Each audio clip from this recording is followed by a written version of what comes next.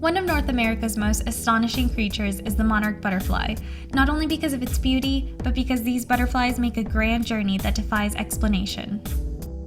The majority of monarchs migrate from Mexico to as far north as Canada and back again to Mexico. Flowering native plants are an important food source, offering nectar for the adult monarchs during their migration. Native milkweed plants are a critical part of the monarch life cycle.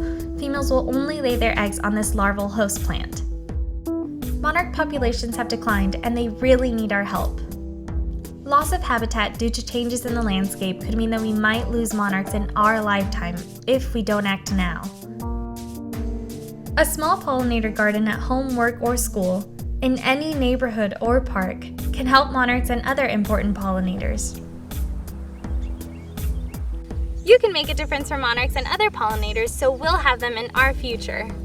First, make sure no chemicals have been used on your plants at any time. Buy from reputable nurseries that don't treat plants with pesticides, since they can harm butterflies and their larvae long after they've been planted in your garden.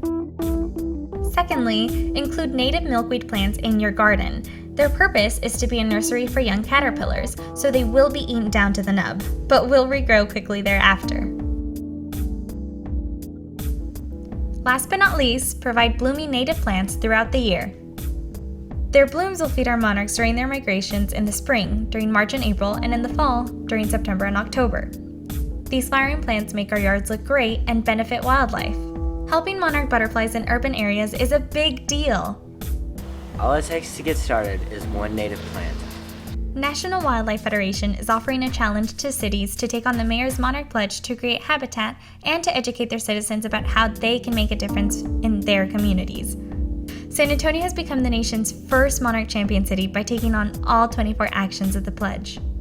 These cities need everyone's help though, so after you plant your pollinator garden, encourage others to do the same.